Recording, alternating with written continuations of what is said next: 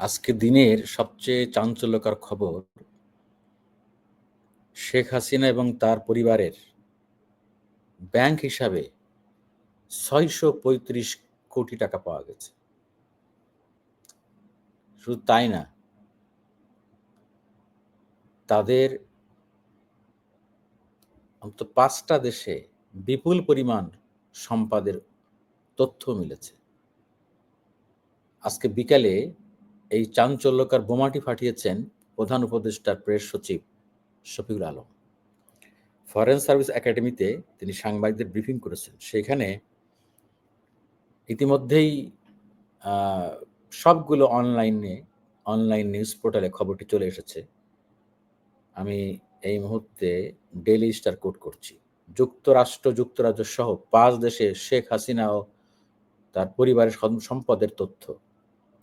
ক্ষমতাচ্যুত প্রধানমন্ত্রী শেখ হাসিনা ও তার পরিবারের সদস্যদের বিরুদ্ধে যুক্তরাজ্য সহ ৫ দেশের সম্পদের তথ্য পাওয়া গেছে। হ্যাঁ, প্রেস সচিব জানান, শেখ হাসিনা ও পরিবারের সম্পদ অনুসন্ধান করে যুক্তরাজ্য, মালয়েশিয়া, সিঙ্গাপুর, হংকং ও ক্যামান দ্বীপপুঞ্জে সম্পদের সন্ধান পাওয়া গেছে।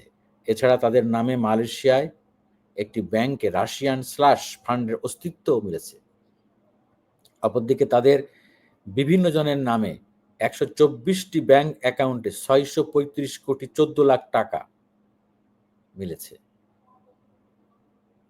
এটা চিন্তা করা যায়। আরেকটা বিষয়, বিএফআইইউ হাসিনা পরিবারের বিরুদ্ধে দুর্নীতি দমন কমিশনে ২টি গোয়েন্দা প্রতিবেদন পাঠিয়েছে এবং ১১টি ব্যাংক অ্যাকাউন্টে জমা থাকা ৫ কোটি ১৫ লাখ টাকাও জব্দ করা হয়েছে। আমার ধারণা বিস্তারিত আরও জানা যাবে ২-১ দিনের মধ্যে। চিন্তা করেন, বঙ্গবন্ধুর মেয়ে শেখ হাসিনা এবং তার পরিবারের সদস্যরা, এই যে উনি রাত দিন বলতেন যে সব দেশের মানুষের জন্য করছি, কিছুই করি নাই, নিজের জন্য কিছু করি নাই আমরা। এই কথা কাজে মিল হলো? উনি ৫ ওয়াক্ত নামাজ পড়তেন, অনেক ভালো ভালো কথা বলতেন, সব সময় বিএনপি নেত্রী বিএনপি চেয়ারপারসন খালেদা জিয়া, তারেক রহমান, তাদের অনিয়ম দুর্নীতি নিয়ে কথা বলতেন, চোর বাটপার বলে গালি দিতেন। আহা, এই যদি হয় আমাদের রাজনীতিবিদদের আসল চেহারা, তাহলে আমরা যাব কোথায়? আমি বুঝলাম যে শেখ হাসিনা ক্ষমতা ব্যবহার করছে অনেক। এই যে জোর করে ক্ষমতায় উনি ছিলেন, ৩টা টার্ম উনি জনগণের ভোটের অধিকার কেড়ে নিয়েছিলেন পার্শ্ববর্তী দেশ ভারতের সহায়তায়, জনগণকে থ্রয় কেয়ার করে এই জবরদস্তি করেছিলেন ক্ষমতায়। মানুষের কথা বলার অধিকার, গণতন্ত্রের অধিকার, ভোটের অধিকার সব কেড়ে নিয়েছিলেন। উনি আবার বলতেন, সারাক্ষণ তো আপনার টক শোতে এত কথা বলেন, তারপরে বলেন যে আমি কথা বলতে দিই না। আরে ভাই, কথা তো বলতো এডিট করে, সেলফ সেন্সর করে। যে কথা বললে আপনি মাইন্ড করবেন না, আপনি সংক্ষুব্ধ হবে না, আপনার দলের নেতারা ক্ষুব্ধ হবে না, সেইভাবে টকশের কথা বলতেন সবাই। হাতে গোনা ২-১ জন। ওই নুরুল কবির ভাই আছে আমাদের নিউজের সম্পাদক, সাহসী, উনি এসব কেয়ার করতেন না। সবসময় উনি সত্য কথা সাহসের সঙ্গে বলেছেন। আরো কয়েকজন শেখ হাসিনা রেজিমে সাহসের সাথে কথা বলেছেন। আমাদের ডক্টর জাহিদুর রহমান, আমাদের সাংবাদিক মাসুদ কামাল ভাই, হ্যাঁ, অনেক কথা বলেছেন। দেশের মধ্যে থেকেও তারা সরকারের অনেক কঠোর সমালোচনা করেছেন, এটা মানতেই হবে।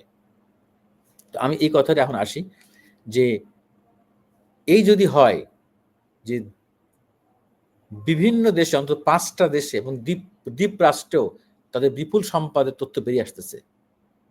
বাংলাদেশ ব্যাংকে যে গোয়েন্দা ইউনিট আছে বিএফআইইউ, তারা অলরেডি বের করেছে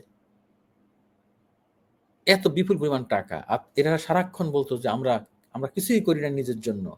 একটা কবিতার লাইনে বলতো, আমার এই মুহূর্তে মনে নাই, দিয়ে গেলাম তাই, এরকম একটা কি যেন, দেবার কিছু নাই শূন্য হাতে। আমি জাস্ট, আমার মনে নাই এই মুহূর্তে।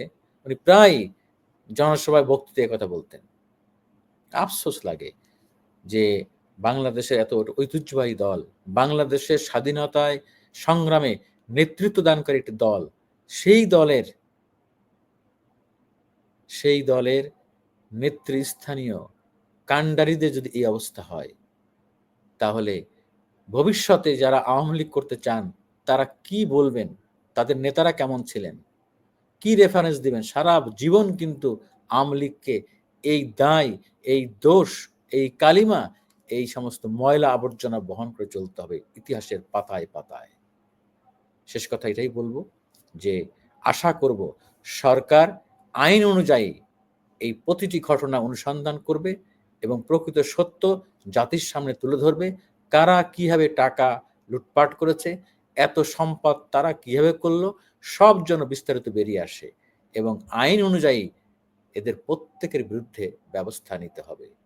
আমি মনে করি আমার মতো দেশের প্রতিটি সচেতন নাগরিক একই দাবি জানাবে। আল্লাহ হাফেজ।